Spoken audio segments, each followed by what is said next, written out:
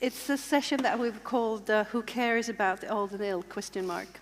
I'm not sure that perhaps we could have changed that to sort of taking away that question mark, because what we will hear today is that few actually pay attention to older people's rights when it comes to health rights. Even though all individuals have the right to health, there is an inadequate response from national health care systems to older people's rights and needs. And although many older people are living longer and in better health and continue to live full and independent lives, the needs for both healthcare and social care are likely to become increasingly more complex and interdependent in later life. At the same time, many older people lack knowledge about their rights and how to enjoy them. And the world's population is getting older. So why are we paying less attention to the rights and health rights of older people? That's one of the questions that we'll be discussing today. And we'll talk about what challenges need to be addressed in order to recognize older people's individual human rights, and how they're interlinked with the enjoyment of other human rights, including integrity, housing, social services, food, etc. Unfortunately, we have a participant in this panel that could not be with us today because he was sent off to a mission, I think, in Palestine. That is Thomas Hammarberg. But I'm really delighted to have one of the actually experts on internationally on older people's rights, who is Bridget Sleep, who's Senior Rights Policy Advisor at Help Age International, a human rights organization that work internationally, based in London, but work mainly with other local community organizations in low-income countries in the South. I'll ask, because I'm going to be able to give Bridget the floor right now to give you a presentation on what are the issues and what are the challenges that need to be met in order for older people to actually be able to enjoy their human rights, in particular their health rights. So, Bridget, the floor is yours. Thank you very much, and I'm going to stand to give my presentation. Great. Well, thank you very much. Thank you, Anna. I'm delighted to have this opportunity to speak to you all today. I haven't been to the Swedish Human Rights Forum before, and it's just been fascinating being here, so thank you very much. As Anna says, I work for Help Age International, which is a global network of organizations. And what brings us together, I think, is that we all want to live in a more just world where everyone is treated equally, regardless of who we are and regardless of what age we are. And given my particular job, I think about getting older quite a lot. And I wondered whether you had also stopped and taken a few moments and thought about what getting older means to you. Because when I stop and think about it, what I feel is that I feel afraid.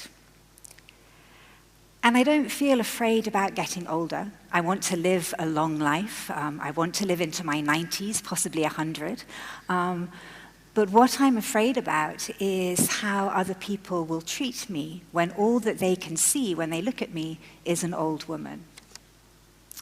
And I'm afraid that if I need support when I'm older, that the things that make me who I am will be ignored. I'm a vegetarian, and I'm afraid that I'm going to be forced to eat meat, even if I don't want to. I'm afraid that I'll be forced into a daily routine that I don't want, that I'll be forced to go to bed at night at 6 p.m., sedated, and wearing incontinence pants because there is no one available to support me to go to the toilet in the middle of the night. And I haven't been afraid at any other stage of my life. I wasn't afraid of becoming a teenager. I'm middle-aged now. I wasn't afraid of turning 50 at all. So I'm interested in why I'm afraid of becoming an older person. And I wonder if it's because we live in a world where we're considered less of a human being once we are older. So what I'm scared about really is the indignity and the humiliation that I may be subjected to when I'm older.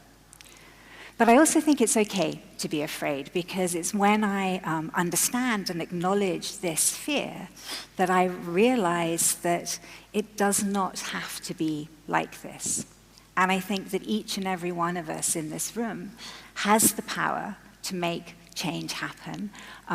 We have that power within our personal relationships with the people around us, with our friends and community and family, but we also have the power in the work that we do and the advocacy that we're doing around older people's rights, or indeed everybody's rights in areas that you may be working on, which probably also affect people when they're older. So I think I am afraid, but I can see a positive future, and I think that we're the ones who can make that future positive. So just to put what I'm going to say into context, as Anna has said, we are all living longer in every part of the world, and the proportion of older people is growing. And this is something to be celebrated. It's the success of development that we are all living longer lives. But also the gap between how long we're going to live, our life expectancy, and the numbers of years that we're going to live in good health is also widening. Or in other words, we're living longer, but also the years that we're going to live in poor health is increasing. And this is affecting women in particular.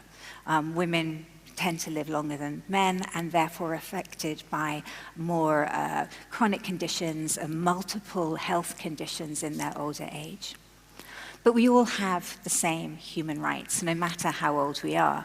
There's no sell-by date on human rights. Our rights don't diminish as we get older.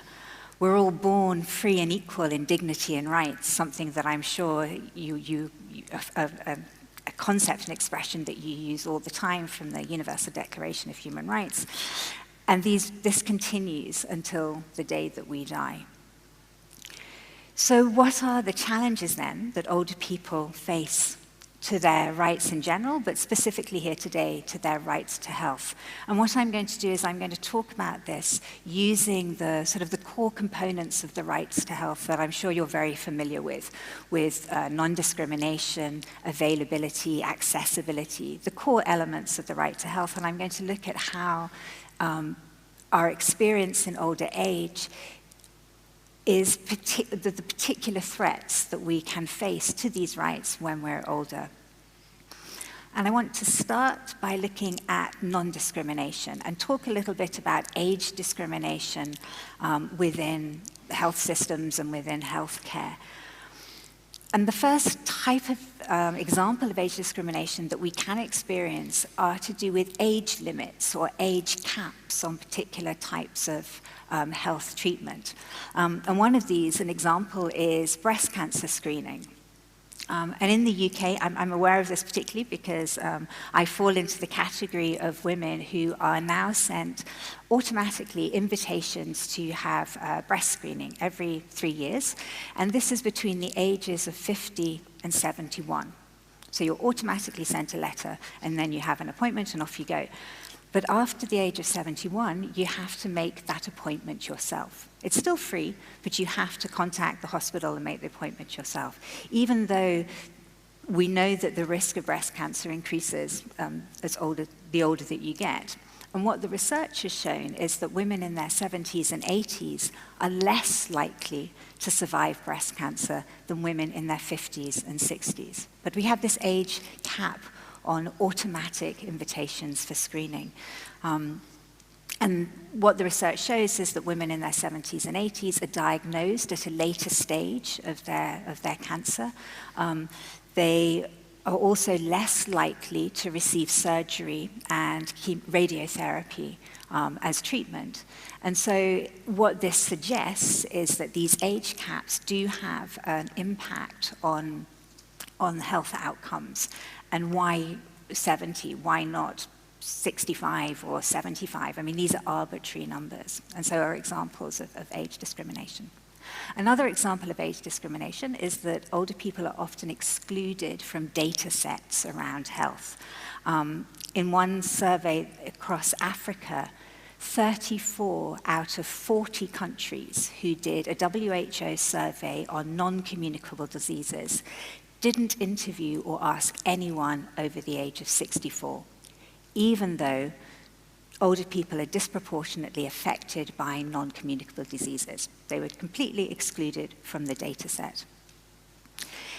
Age discrimination and ageism is also very, older people tell us that they experience it from health workers and health professionals when they go to visit them.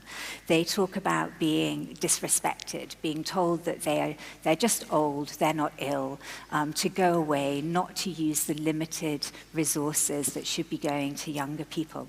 And in Kyrgyzstan, one older woman told me that when older people ring up for an ambulance, if they're over the age of 50, they never give their age, because then the ambulance is unlikely to be sent. And another older woman in Kyrgyzstan made this point. She said that medical workers pay more attention to women of reproductive age. And I think this is quite common, where our health systems are very much geared towards child health and maternal health. And once you pass that, once you're no longer of reproductive age, then you're of less interest to the health system.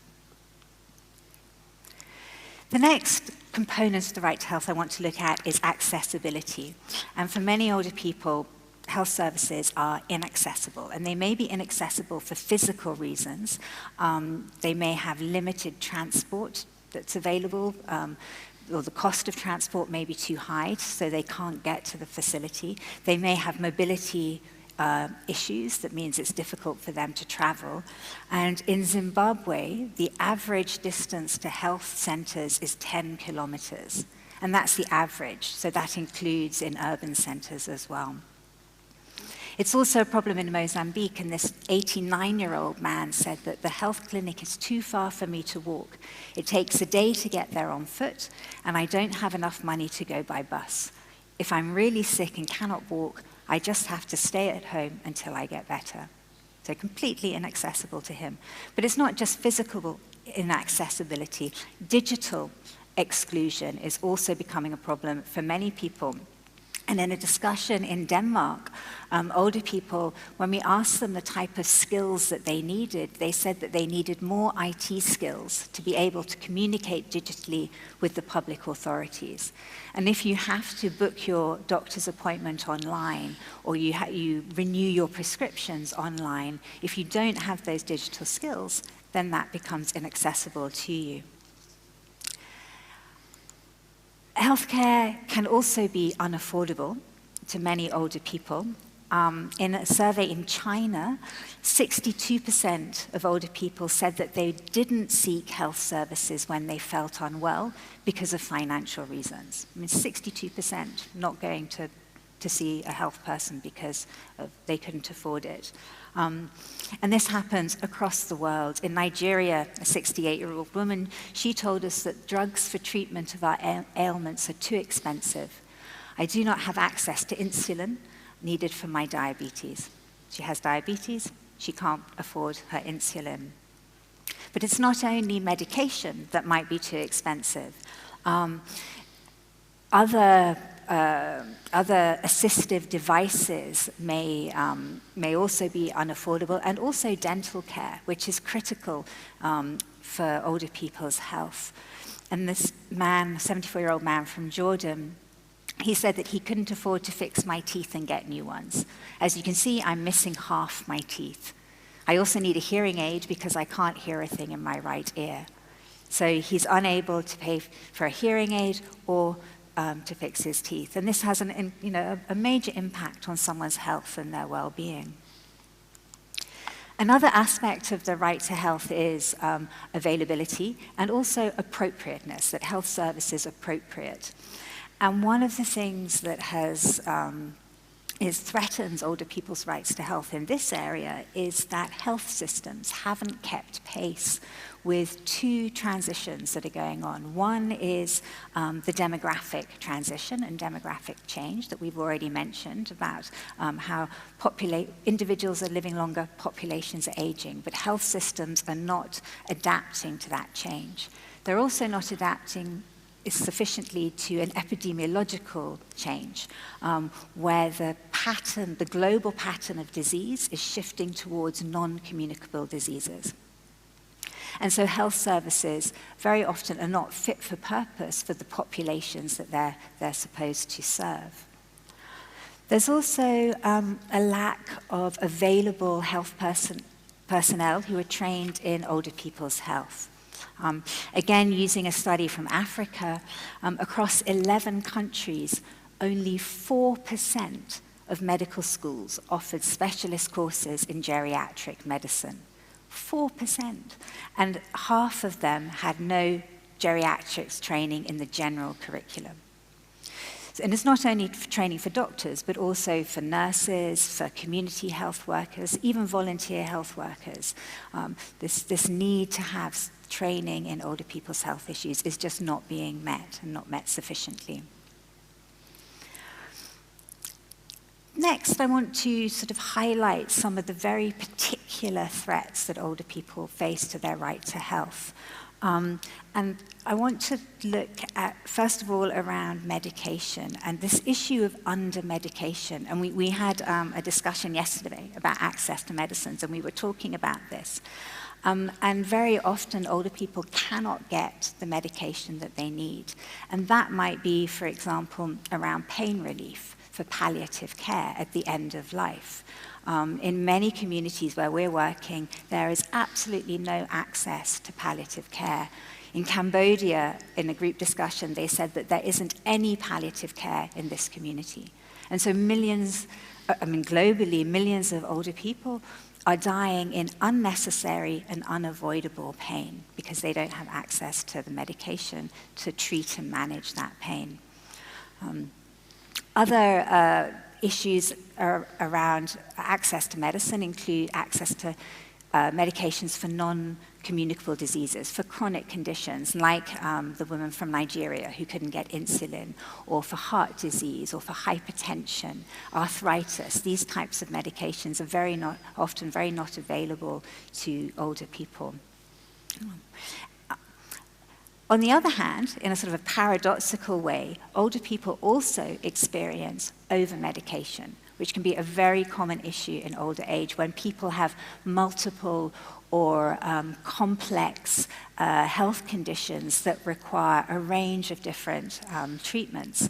And one of the areas around over-medication is polypharmacy, which is I'm no doctor or a health expert, but this is when someone is taking 5 or more different medications to treat their sort of various conditions. And often these are prescribed without taking into account how these medications interact with each other, or whether their effectiveness is compromised because you're taking different types of drugs.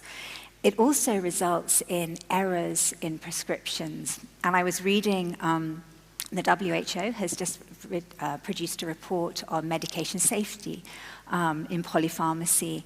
And there was one study in there that showed 40% of prescriptions for older people living in residential care homes, 40% of them had prescription errors, that mistakes were being made in the prescriptions that they were given, which is a very, very high number. Okay. Also, one of the over-medication issues that we are seeing and more attention is being given to is that of chemical restraint, commonly in nursing homes or in residential care facilities. And this is where antipsychotic drugs are used to sedate and manage older people's behavior. Not because they need to be treated with these drugs, but because they may have behavior related perhaps to dementia or to other declines in their cognitive function, and there aren't available staff there to support them. And so what they're doing is the care homes are sedating people in order to control and manage their behavior. Human Rights Watch has just done a study in Australia on this, and it is quite, in terms of human rights, I mean, these are gross violations. They equate to deprivation of liberty if you are sedating someone so that they cannot move. This is a physical deprivation of liberty. And it also can be inhuman, cruel, and degrading treatment. And so it's interesting that the Convention Against Torture has an optional protocol which allows monitors to go into places, institutions of detention, to ensure that torture isn't happening. And one of the places of detention that they're able to go to are nursing homes. And because of some of these issues around the treatment of older people within these facilities. Okay, another issue that's particularly important in older age and our right to health is that of informed consent and the lack of consent that older people situations that older people are in around their health care. And this can happen in a very formal way when we are older, we are put under guardianship, and our legal capacity, our right to make our own decisions is formally taken away from us because we are under guardianship, and someone else will make those decisions on our behalf. And so we lose the ability to make free, informed, and prior consent about our medical healthcare, whether that's physical, mental, or cognitive healthcare. Another way that we can lose our ability to give consent is more informal, and this is when family members take over the decision-making of their older relatives in relation to many aspects of their lives, including the healthcare that we get. And I'm sure we're all familiar with the situation where you're in a hospital or something and the doctor isn't talking to the older person about their own treatment, but is talking to the family members instead. And so that older person is losing their right to make their own decisions and losing their autonomy. And this is a critical aspect of the right to health, to be able to make your own decisions about your treatment. And this informal loss of autonomy, I think, is very well illustrated by this man in Bolivia who said that the people around us believe that we are no longer able to make our own decisions. And this is something that older people speak to us a lot. It cuts across many areas of rights, that there is this view that when you are older, you no longer know what's best for you. So someone else will make that decision for you. Okay.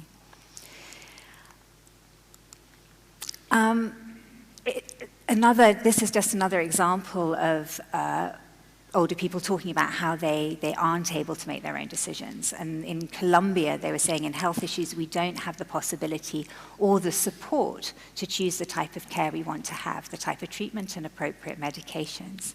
And so often there is this belief that if our cognitive function and ability declines, if we do have dementia, that we can no longer make those decisions. But if we're provided with the right support, then we are able to make many decisions about our life. Okay. So I'd just like to finish looking at the challenges that people face by exploring some of the interdependencies with other rights, because obviously the right to health is contingent upon our enjoyment of lots of other rights. And I've just picked two, and the first one is the right to food. And I wanted to tell you a short story. This is Dafruzi, who is, when this photo was taken, she was 63 years old. And she fled from political violence in Burundi, and she crossed the border into Tanzania and was living in a refugee camp for forcibly displaced people. And Dafruzi has stomach ulcers. And in the camp, she is able to get medication for those stomach ulcers, which is fantastic. And she also gets food rations from the World Food Programme. And the food that she gets is for 2 weeks, and she's given flour and beans, and that's her ration for 2 weeks. But flour and beans are inappropriate food for someone who has stomach ulcers. And so what she did was she took her ration and she sold it so that she could buy fish and fresh vegetables, a more healthy diet.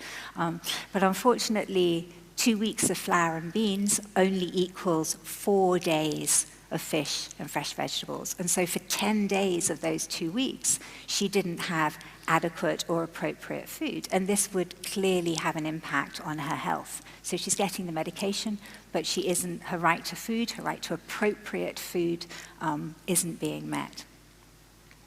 Dafruzi. And then finally, the right to care and support, which is something that is very, very closely related to our physical, our mental, and our cognitive health. And all of us may require support at some point in our lives, in our older age, to maintain our independence and our autonomy. And this can be complicated if we have very complex or multiple health conditions. And very often, the health system and the social care system or the support system operate in complete silos, and they're not integrated. And so in order to enjoy both of these rights, they really do need to come together and to be integrated. In many places, there are no support services available. So support with daily activities, or support with decision-making, or support of being able to socialize, to participate in your community. And my final quotation is one from Nepal, where a 71-year-old woman said that there are no support services available to older people in my community. Only family members are taken as or believed to provide assistance with daily activities. But this does not happen for all. And so I think it's certainly an issue in the countries, certainly in Sweden, certainly in the UK. Social care is a big issue on the political agenda, but it's relevant all over the world as well. So, what needs to be done? Obviously, this is a very complex problem. It involves many stakeholders. And I just wanted to finish off with three things, suggestions. And the first is that I think there needs to be a transformative shift around the way we understand dignity in older age. And I think our current understanding of dignity is very much tainted or informed by ageism and by age discrimination, so that dignity is seen around protecting or caring for or intervening in an older person's life in a way that we might think is best for that older person. And this is very paternalistic, and it might be well-meaning, but it does then result in the fact that older people are not able to make their own decisions. It devalues and ignores their views, their wills and preferences, and it also equates these chronic health conditions with a loss of value and worth and a loss of personal identity. And so this shift needs to be made in our personal relationships, in our laws and our policies, the way we deliver services.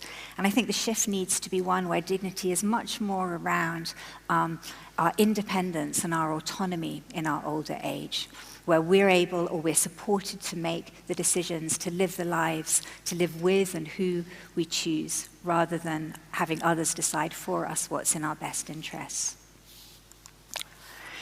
The second thing that I think is necessary are dedicated human rights standards that can articulate and this shift around dignity, this autonomy and independence, quite understanding of dignity. And there has been a discussion going on around the need for human rights standards at the international level and at regional levels on older people's rights. Because currently older people remain invisible within the monitoring of existing human rights standards. And human rights standards haven't been applied or articulated in the context of older age, as they have been for children and for women and for persons with disabilities. And finally, a realignment of health services. I talked about the transitions that are going on, the epidemiological, the demographic transitions. So health services really need to change so that they are fit for purpose, so that they treat us as, that we have person-centered healthcare rather than sort of disease-centered healthcare, and that they understand and approach older people as active agents, as autonomous individuals, rather than just passive recipients of healthcare. And with that, I think I would like to stop. And, Thank you. Thank you, Bridget. If there are any...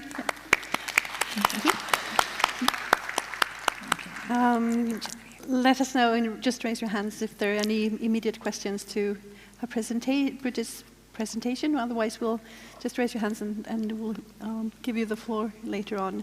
I was curious, can you tell us a little bit more about your organization and how you gather the information that you then base your work on? Mm-hmm. Yes. So you'll notice that I used a lot of quotations there. And one of the reasons why is, unlike other presentations you may have been to, there weren't very many statistics. And that's because very often there isn't data around older people's experience of their rights, the violations of their rights. And a good example of this is in data on violence against women, which obviously has an impact on our health and is critical to the right to health as well.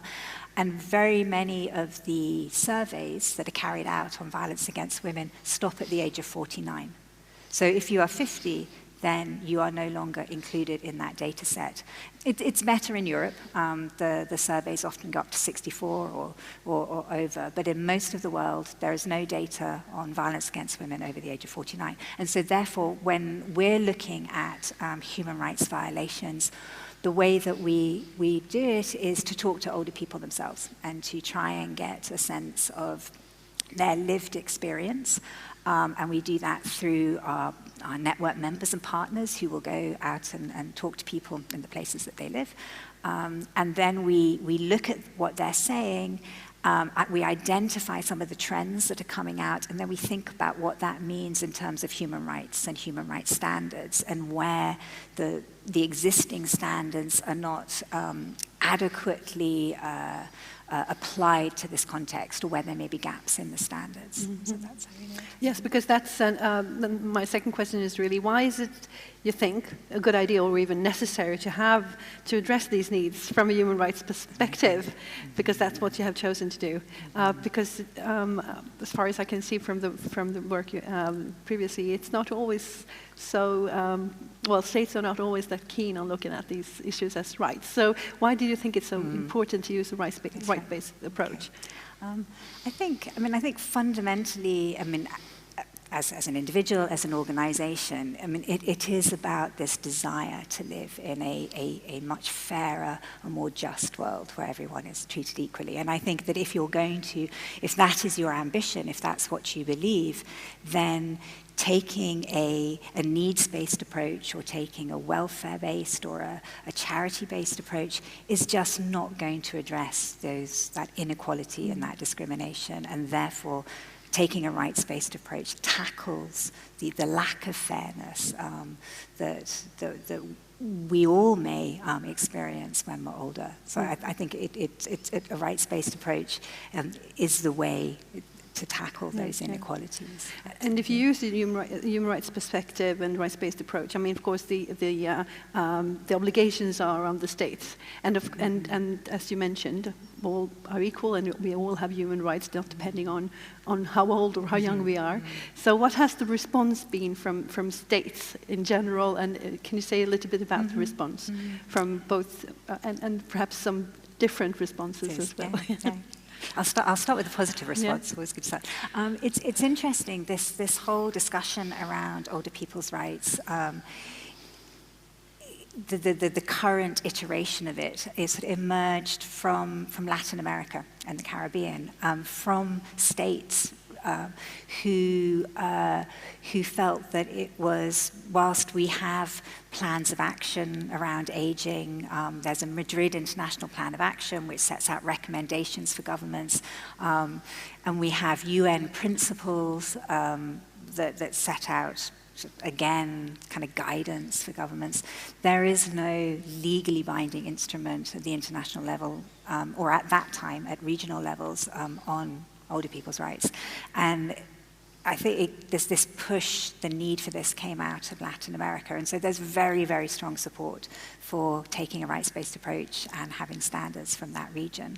And support across other regions is also growing. I think there is a recognition that ageism and age discrimination are areas of inequality and injustice that are not adequately addressed within national and regional and international frameworks, and that ageism is present in our society. It's a prejudice that really isn't recognized to the same extent as sexism or racism, and something needs to be done about that. So yeah, there is growing support from states to be looking at this from a rights perspective. Yeah, to be, sorry, continue. The negative. So, but on the other hand, I think one of the challenges that we face is that the response to aging and older people's issues has traditionally been through a welfare system type lens, and has been based in social policy and has very much looked at income, the pension policies, and has looked at health, but really hasn't addressed other aspects of our lives in older age and other aspects of our rights. For example, at the next meeting at the UN, talking about older people's rights, we're going to be looking at access to justice. And so there are these areas of rights that really haven't been explored at all in older age. So some states still feel that it's important to take this more kind of social policy, welfare-based approach. So there is work to be done to convince some that a rights-based approach is the way. So that's a little bit the same approach as some states have towards economic, social, and cultural rights, in a sense. What about the development goals, UN development goals, sustainable development goals? Because there is this phrase that no one should be left behind, for example. Have older people's rights, and are some, at least older people, recognized as the one at risk, or who are at risk of being left behind? Do you see that vocabulary in that? I think the Sustainable Development Goals, the SDGs, are an improvement on the Millennium Development Goals, because in the Millennium Development Goals, older people were completely absent. I mean, aging was not recognized at all. So at least with the Sustainable Development Goals, there is reference to there's a much more sort of a more of a life course approach, and more of a recognizing that we need to prevent poverty, or end poverty amongst people of all ages. There's been, I was talking about the exclusion of older women from violence against women data. So there was quite a lot of discussion about some of the data sets that were used in the indicators to monitor progress, and of expanding that, not 15 to 49, but 15 plus, so that there's scope. So I think that, yes, the SDGs are better in terms of recognizing that older people are at risk of many of the kind of inequalities that the SDGs are there to address, but certainly doesn't go far enough. And I think that, you know, having a global and international sort of set of standards would make our job so much easier when we try to advocate for older people's rights, that if we had these standards that had been agreed by all of the states of the world, then it would be much easier to try and get their older people's rights recognized in some of these other international policy frameworks. I'm also curious, because many cultures and states that have take sort of pride in saying that we really respect our older, the elderly, and it's important for them and for us. And what you have just presented is quite the contrary to that. And can you see what has the response been when states are faced with these facts? Because probably, as you said, there hasn't really been that kind of data shown before, and even though it's not data, it's still facts. So what is the response from states hearing about these challenges and these problems and these sort of violations on people's dignity, in a sense?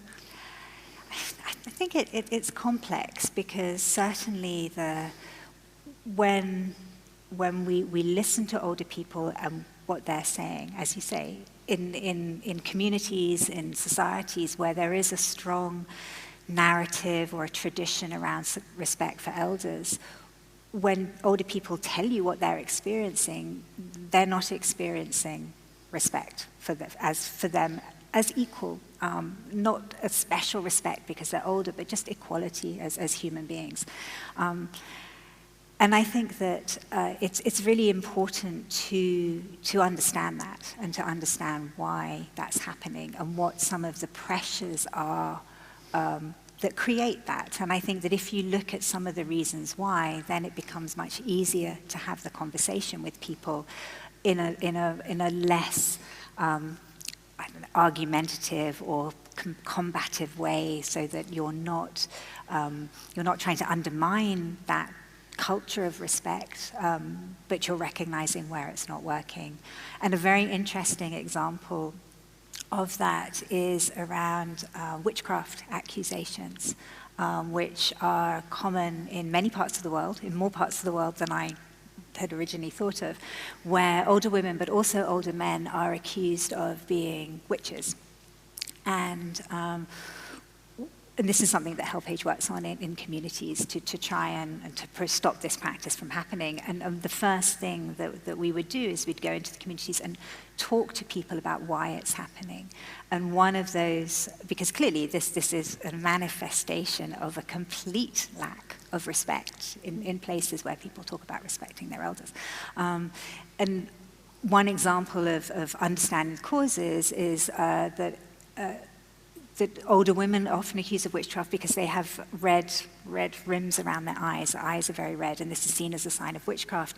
But in fact, that comes from years and years and years of cooking over a certain type of wood, and this is affecting women's eyes. And so by putting in a cleaner stove that doesn't fill the house with this harmful smoke, then the redness goes. And so too does the accusation of witchcraft. So it's understanding what the pressures are, and the same with other forms of expressions of ageism as well. It's understanding why this is happening. In your presentation and also in reports you've written, you also talk about how people are treated or by healthcare personnel, staff, and doctors, nurses, and things like. Can you just tell us a little bit more about that? It's unfortunately quite common that people do report that they're treated with disrespect, or they're as I was saying, that they're told that they're just old, they're not ill, and I think that. Again, it's, why is this happening? Why? And I think partly it is this deep-seated ageism in society that sees older people as a burden, as they're no longer productive, and they're, just, I've heard it said, just another mouth to feed, or just another person to give limited medications to. And so there is this, we need to understand what is driving this. But I think also it's to do with lack of training and lack of not only in sort of specialized geriatric care, but also in sort of more primary health care and the needs of older people in that respect. And I think if the training improves, if health workers understand the conditions, then they're less likely to turn people away, I think. Because you also talk about what you call lower health literacy. And then I immediately think of, is there a difference, what sort of social class you belong to in that sense, if you're rich or poor in a country? Are you treated differently if you're old and wealthy? I mean, if you, depending on sort of not the private care now, but in the public care. Is because I'm thinking of, because you mentioned that as a problem as well, that people have some older people have lower health literacy. And I think that lower health literacy is due to a sort of a lack of information, which again is part of the right to health, that we all have the right to access information about our own health, our own personal health, but also about the services that are available. And if that information isn't available in a format that is accessible to older people, then yes, they have very low health literacy rates.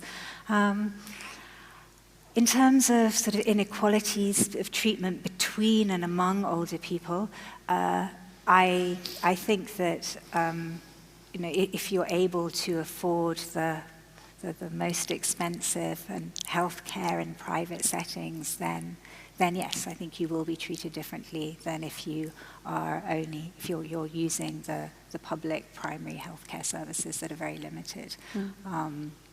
So I think, yes, as in many, the sort of multiple discrimination and intersectional discrimination is as relevant in human rights in older age as it is in other areas of life. So people who are older and on low incomes or from different ethnic backgrounds or migration status, older women can be subjected to sort of intersecting discrimination that then, creates sort of unique forms. Yeah. One of the goals of something that's called universal health coverage is making healthcare services available for all, and to also remove financial obstacles, even having a sort of abolishing user fees. Do you see this as a way forward? It sounds like a way forward, and if it is, do you see that there is an understanding from states, because this well, it's also connected, of course, to financial resources. And how has that been discussed when it comes to for older people? I mean, it's certainly something that we support and promote, this shift to universal health coverage. Particularly, I mean, you mentioned affordability and other aspects of it, like accessibility and quality. I mean, these are core components of the right to health, and are issues that, as I explained, older people have problems with. And so I think, yes, I mean, it's certainly an important way forward of realigning and adapting health systems so that they are more accessible and affordable to older people. And I think that affordable for many, many people means free. Not charging at the point of service, I think, is vitally important for many people. In terms of the traction, I think my colleagues who work on health advocacy are finding, because the WHO is promoting it, I think this is very useful and helpful for us as rights advocates, that if you have that promotion and support from a UN agency that where decisions are made about the work that it does by member states at the World Health Assembly, then this is very important for moving this forward. But do you think it's realistic? I think that often these decisions are political ones. Decisions about budgets are political, and if there is the political will to make healthcare affordable, then I think it can be done. Can be done. I mean, of course it can. I think so, absolutely. Yeah. What about dental care and older people? Because that is often neglected, even in Sweden, because it's much more costly than healthcare in Sweden, for example, and still can affect your overall health to a vast extent. So do you look at those dental care as well? Not as much as we look at other aspects, and it's a gap in our work, and I think it's something that we need to look at more, particularly as you know, we are hearing from older people that this is an issue for them. It's something that we need to look at more, I think, definitely. Let's go back to the instruments and how whether there are going to be new instruments related to older people's rights. You mentioned that Latin America was a strong supporter of older people's rights overall, I guess. What about other regions? What about Europe? How do we recognize the rights of older people, for example?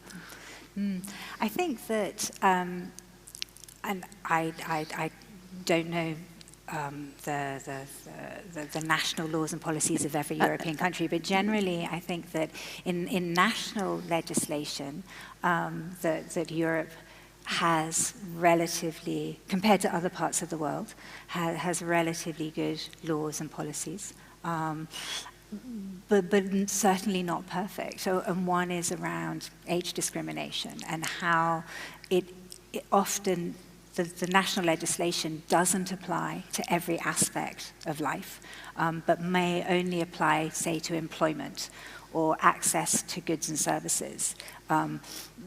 But certainly there are countries where it doesn't apply to every aspect of life. I mean, in the UK, for example, the protection against age discrimination is not as strong as against sex discrimination or race discrimination. So I think that there is more that needs to be done at the national level. And at the regional level, in the European Social Charter, there is an article that provides for older people's right to social protection. And social protection includes social security, it includes health, it includes access to support and care services. But it's, in the Social Charter, it's a voluntary article, and so not all states have ratified it. So I think that there certainly are gaps within the European protection of older people's rights that need to be addressed. There is a recommendation, a Council of Europe recommendation on the rights of older people, which content-wise is very, very good. I mean, it's quite strong, but it's only a recommendation, it's only advisory, it's not legally binding. We can't hold the states to account for their implementation of it. And so I think there are gaps at the European level. But you find that kind of instruments in other regions except for in Latin America? You see them also in Africa, did you tell me? Yes. Yep, so there's, in Latin America, the Inter-American region, so it covers North America as well, there's an Inter-American Convention on the Rights of Older People, so a convention, standalone. In Africa, there is a protocol to the African Charter on Human and People's Rights, so it's an optional protocol to the African Charter. And in Asia, there isn't a regional human rights system, so there isn't a dedicated instrument. And whilst this is good, so we have the advisory one in Europe, we have a convention in Latin America, or Inter-America, and we have a protocol to another instrument in Africa. So they're very different types of instruments, and they afford people very different levels of protection. So if you wanted to live somewhere as an older person where your rights, in terms of the guarantees and the standards, then I'd go and live in Argentina or somewhere in Latin America, because that convention provides much better protection than the protocol to the African Charter does, for example, or the Council of Europe recommendation, which isn't legally binding. So it's a bit of a lottery where you live in terms of how well your rights are protected in older age at the moment. Do you think that having these regional mechanisms is sort of an obstacle to having an international convention on older people's rights? I certainly wish it had happened the other way around. I wish that we had had the international standards first that could then be taken by the regional human rights systems and regionalized and made relevant whilst maintaining the standards. Because I think then there would be more consistency across all of the regions. As an obstacle to an international one, I think that at the moment, with the African Union protocol to the African Charter, at the moment there is a lot of advocacy going on to get states to ratify that protocol. And we have heard from states who say that, well, we can't talk or support an international instrument until we've ratified our regional one. We need to put our own house in order first so that we can then promote an international instrument. So I think in a sense, yes, there is a slight, there is a barrier there. But at the same time, if member states in regions are adopting human rights standards on older people, why on earth wouldn't they adopt them at the international level? There's no argument to prevent that because you've already done it at your regional level. So, yeah, it's sort of mixed. Well, I'm also curious about because there are drafts for a convention. Is that a convention that will be on discrimination, of prohibition against discrimination, or is it a convention that will also entail new rights, in a sense, for other people? I think, so the discussions that have been going on at the moment have been looking really at taking the existing standards that we, the sort of universal rights standards that apply to all of us, and applying them to the specific context of older age. So there hasn't really been a strong push for new rights as such, but it's really taking our existing rights and applying them to a particular context. And then within that, yes, there would be a very strong non-discrimination and equality component. That's what we want to see very strongly. But we don't think that it would be sufficient just to have an instrument on age discrimination or in older age, but that we would also want to have other rights fully articulated in terms of their scope, and then the steps and measures that states would need to take in order to implement them. So I think at the moment, I mean, if you look at the sort of evolution of human rights treaties, we would certainly be looking more at a sort of a convention on the rights of persons with disabilities. So strong anti-discrimination plus guarantees of other rights as well. I have a question also about the work you've done on diseases and healthcare, and you mentioned yesterday that when you started out, you were looking at communicable diseases, and now more on non-communicable, non-infectious diseases. Why was that changed? Why did that happen? Can you elaborate a little bit on that? Yeah, I mean, certainly. I mean, I've been working at HelpAge for 14 years, so it's quite a long time now. And when I started, there was a very sort of a strong body of work around HIV and AIDS. Both in terms of supporting older people who were looking after young children because their adult children had died, and so there were these sort of skipped generation households, but also looking then at older people themselves who were living with HIV and support there.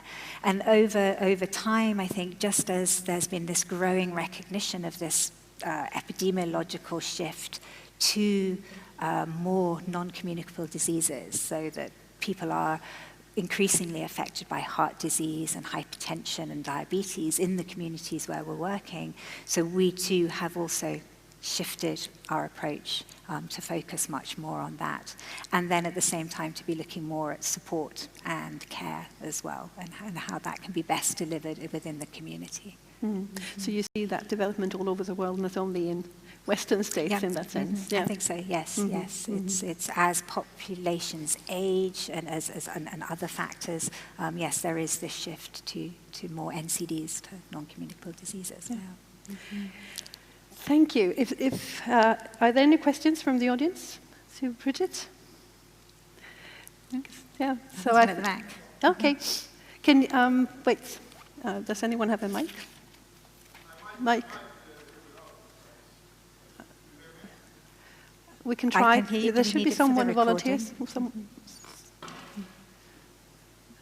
You can. Or can you come closer, perhaps? Are you able to?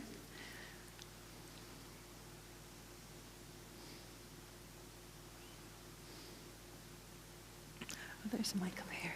It looks like this is. I think there's one in there. Yep. In the champagne bucket. Should be. Not sure if it's on. You can see if it's on. So thank you. So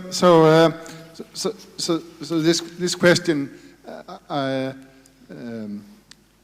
want to stress that I personally see it as it's important, but it's really on the periphery of this vast area of problems that you described. But there, even I mean, today we have problems with access to medication, and a lot of that can certainly be ascribed to discrimination and unfairness, not only when it comes to old people, but of course on a lot of other grounds.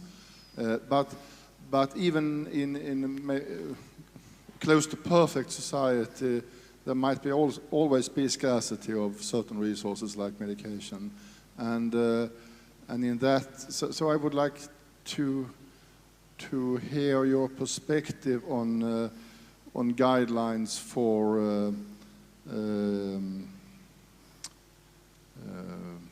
whom to give scarce medication to, or other scarce medical resources, which might include, or which some people might argue should include age-based criteria. It's certainly an open question, I would say. So it would be very interesting to hear your perspectives on that kind of issues.